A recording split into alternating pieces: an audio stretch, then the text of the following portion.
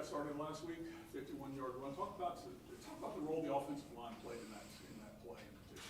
Yeah, it was huge. Just was really patient going up to the line of scrimmage and found a little crease right behind Marcus Tate. Took it. Both backers kind of spread out, so just had a straight shot up the middle. Got to finish. Did a bad job. Holding top end speed there. Was looking left and right.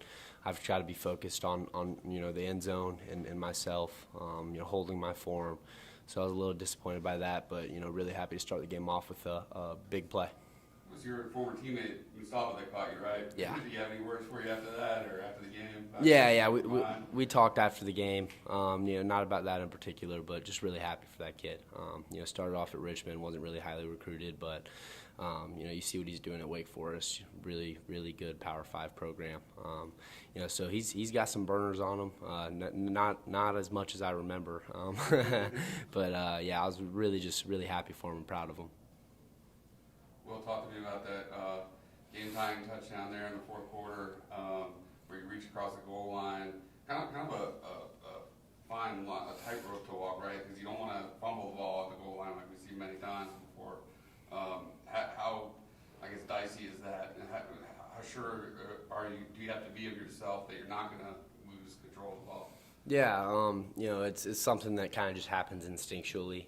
Something that, like you said, it is dicey, especially for it to be. I know it wasn't fourth down. I forget if it was second or third down, but just always got to keep possession. And really the only time you should be reaching the ball out is fourth down. So, that's a mistake on my part, but glad that it turned out the right way. Well, I know you've had some family members that went to NC State, correct? Yes, a lot of them. Does that make it kind of odd or weird, or no? I think it did, especially early on in the recruiting process. There's a lot of pressure to kind of be funneled to NC State. My parents always did a great job of making sure they were never throwing in their bias. Both of them are graduates, 26 graduates on my mom's side from NC State. So we've definitely got Wolfpack in our blood, but it's a little awkward early on, but I think they've kind of learned and adapted. That I'm all in. I'm a Clemson Tiger. So. Did both your mom and dad go to NC State? Mm-hmm, yes, they did. Okay.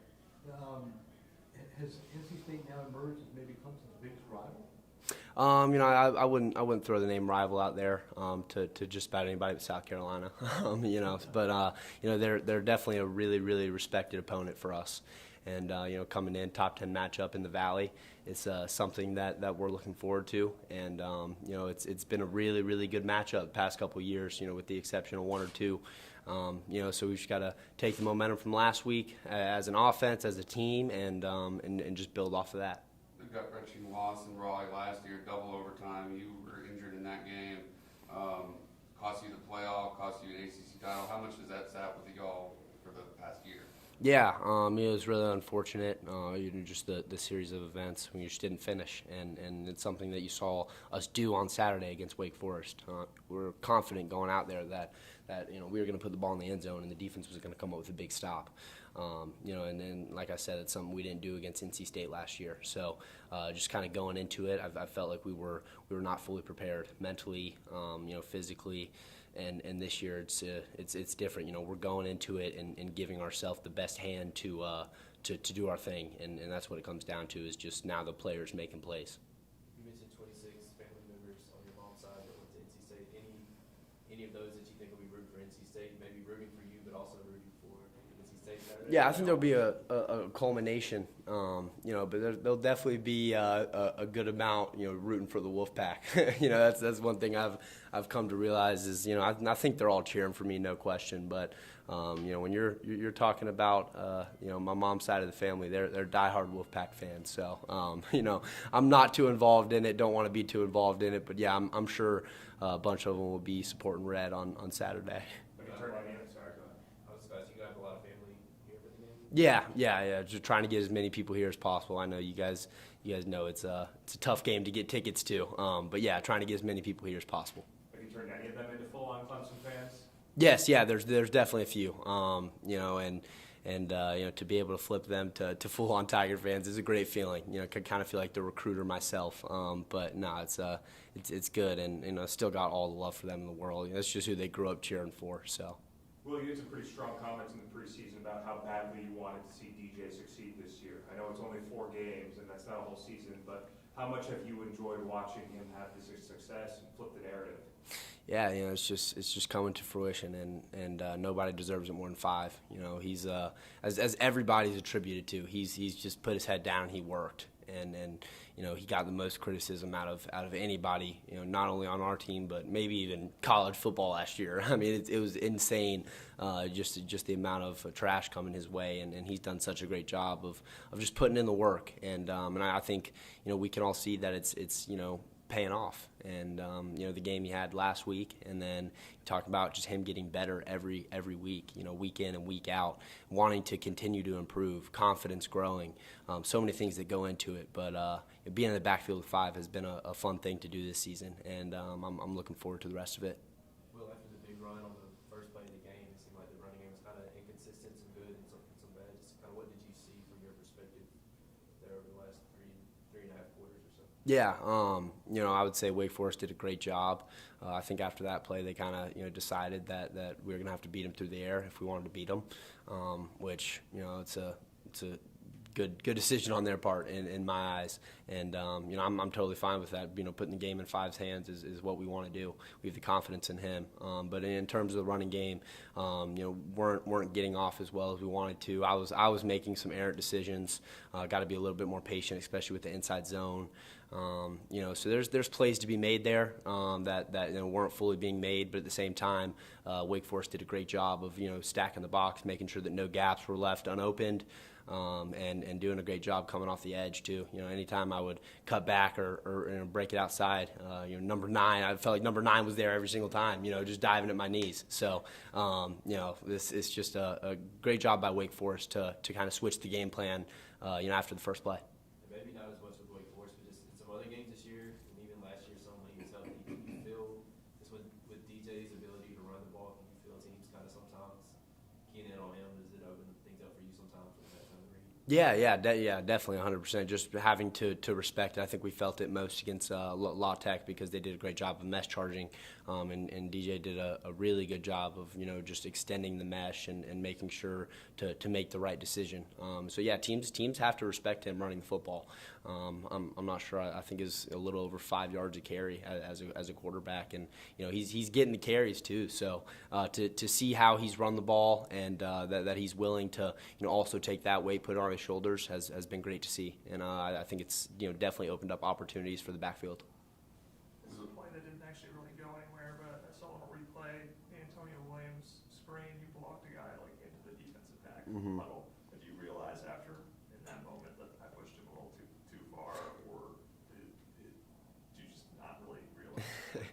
Yeah, it's kind of half and half.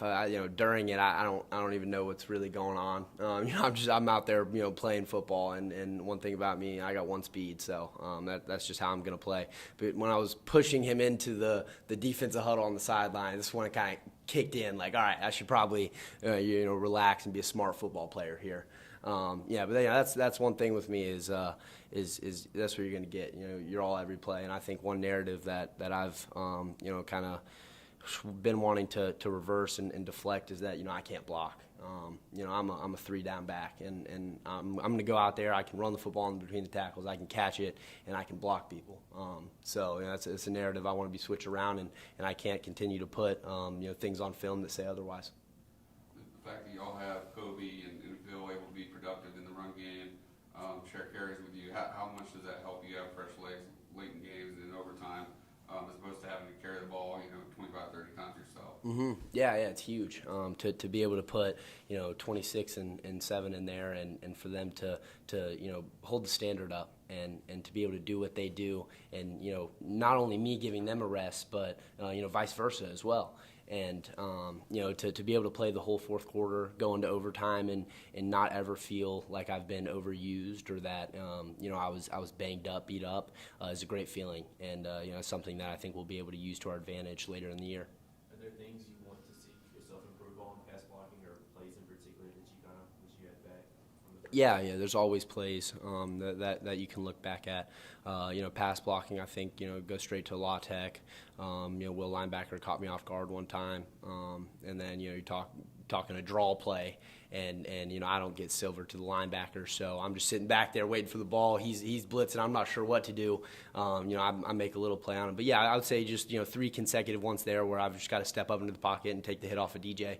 On my cuts, I think sometimes I'm going a little too low, need to hit the thigh pad rather than, below the knee. But I'd say those are really it. And I think other than that, I've done a good job of protecting our quarterback.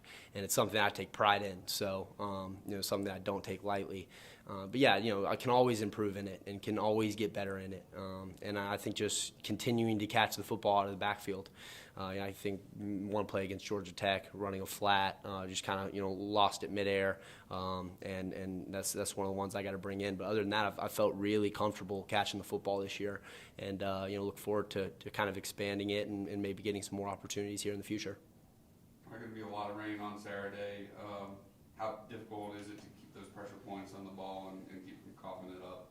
Yeah, it's definitely something that we have to emphasize this week as running backs, as ball carriers.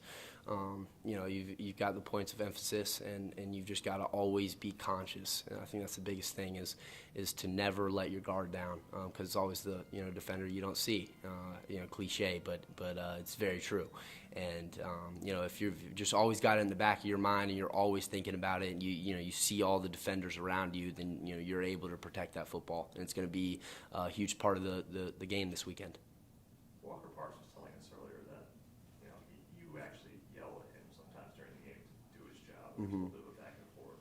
How comfortable are you just being a vocal leader and saying things to line what's that back and forth like during games? Yeah, I'm very comfortable, and I always pull them aside after and apologize, because never should I be yelling at them. We should be having a conversation. But that's just who I am, and they're all very well aware of that. They handle it very well. It's something that I'm continuing to work on. But I'm very comfortable out there, communicating with them, and I'm going to wear my emotions on my sleeve, after every play. It's not after every game. It's after every play for me. That's just how I am as a football player, as a person. But yeah, I'm so comfortable with those O-linemen out there, on a different level than last year in terms of communication and being able to kind of adjust on the move rather than maybe having to wait until the end of the drive last year. This year, we can make it happen on the field. Will, ball security aside, what are your thoughts about playing and what could be a slog on Saturday, rain-wise? I'm freaking pumped, to be honest with you. I'm so excited. Whatever environment, whatever conditions are thrown our way, this football team's so ready to go. I'm so ready to go. It's one that I've had circled since last year. Falling short to them.